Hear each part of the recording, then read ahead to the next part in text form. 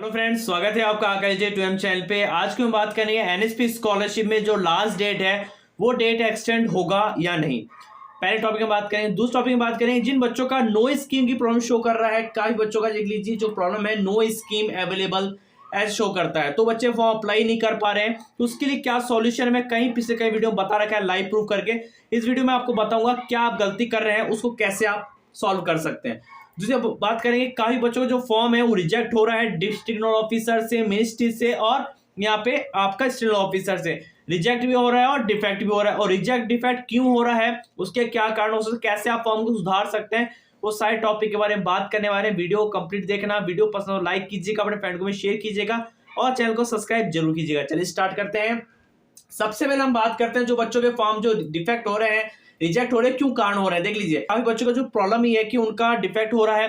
पहले कारण ये कि उनका मार्कशीट, जी हाँ मार्कशीट के कारण। जैसे मान चलो उनकी कॉलेज का यहाँ पे सेकंड सेमेस्टर हो चुका है, उन्होंने मान चलो फर्स्ट सेमेस्टर की मार्कशीट दे दिया है, या जिन्होंने मान चलो जो सेकंड ईयर में है उसने 12th की मार्कशीट यहाँ पे दे दिया है, उसी से उन्होंने रिन्यूअल किया है या फॉर्म भरा है, तो कहीं ना कहीं उन बच्चों का जो फॉर्म है वो डिफेक्ट हो रहा है। क्योंकि एनएसपी का रूल है कि अगर आप 12th के मार्कशीट से पहले बार स्कॉलरशिप ले चुके हैं, फिर उसी मार्कशीट से आप सेकंड ईयर में आप अप्लाई कर रहे हैं रिन्यूअल के लिए, वही मार्कशीट दे रहे हैं, तो कहीं ना कहीं गलत है। कहीं ना कहीं गलत है, आपको प्रीवियस की मार्कशीट देनी पड़ेगी। ठीक है, अगर आप यहाँ पे थर्ड सेमेस्टर है तो आपको सेकंड सेमेस्टर की मार्कशीट देनी पड़ेगी। अगर आप कॉलेज के सेकंड ईयर में है तो आपको फर्स्ट ईयर की देनी पड़ेगी, ना कि आपको 12th की देनी पड़ेगी। ये बात समझ में आ गई आपको। तो कई बच्चों का जो फॉर्म है इस कारण यहाँ पे डिफेक्ट कर दिया था, और डिफेक्ट को सुधार कर सकते हैं आप।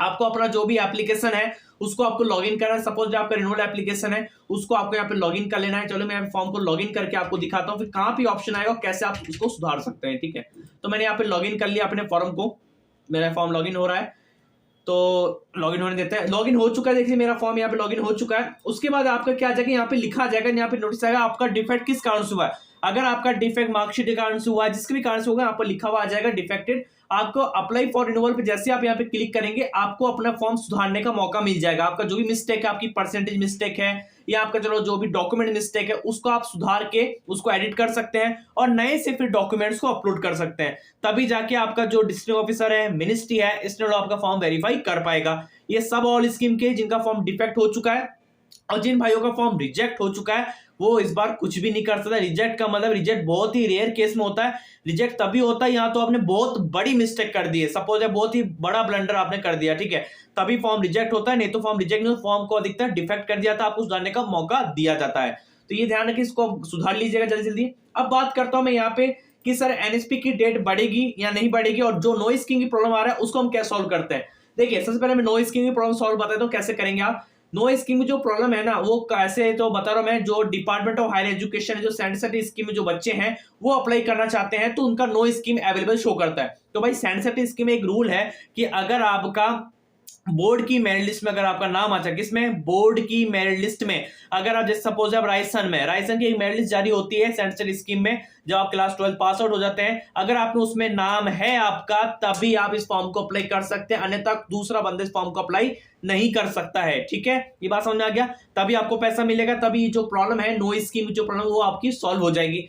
दूसरा कारण है, अगर आपका नाम आ जाता है यार, आपकी कोई मिस्टेक है, जैसे मान चलो आपका आधार कार्ड में कुछ नाम अलग है और बोर्ड की जो मेरिट लिस्ट में उसमें नाम आपका स्पेलिंग में कुछ अलग नाम आया है, ठीक है, तो कहीं ना कहीं उससे भी एक आपको प्रॉब्लम पड़ सकता है। तो जो बोर्ड की मेरिट लिस्ट में जो नाम है उसमें जो डेट ऑफ बर्थ है वही आप नाम यूज कीजिएगा अपने में, तो डेफिनेटली आपकी जो प्रॉब्लम है सॉल्व हो जाएगी। ठीक है, बाकी अगर आप एलिजिबल किसी दूसरी स्कीम में नहीं है फिर भी अप्लाई करना चाहते हैं, किसी तरह से आपने स्कीम शो कर भी दिया है मान के चलो, तो आगे जाके आपका फॉर्म रिजेक्ट या डिफेक्ट होने का चांस है। क्योंकि काफी बच्चे जो फॉर्म है उन्होंने ऐसा ही किया है, क्योंकि ई मित्र से भरवा के उन्होंने यहाँ वहां से करके क्या कर लिया, उन्हें फॉर्म को नो स्कीम के से उन्होंने फॉर्म को स्कीम में शो करवा दिया है, फिर बाद में उनका जो खामियाजा भुगतना पड़ा आप लोगों को, उनका फॉर्म रिजेक्ट हो चुका है। क्योंकि जो स्कीम में आप एलिजिबल नहीं है, अगर आप पैसे देख के एनएसपी स्कीम में अप्लाई करना चाहते हैं, किसी में 50,000 है, किसी में 78,000 है, उसमें अप्लाई करना चाहते हैं, भले आप उसमें एलिजिबल ही नहीं है, ठीक है, तो कहीं ना कहीं आपका जो फॉर्म है आगे जाके डिफेक्ट हो सकता है। तो ये बात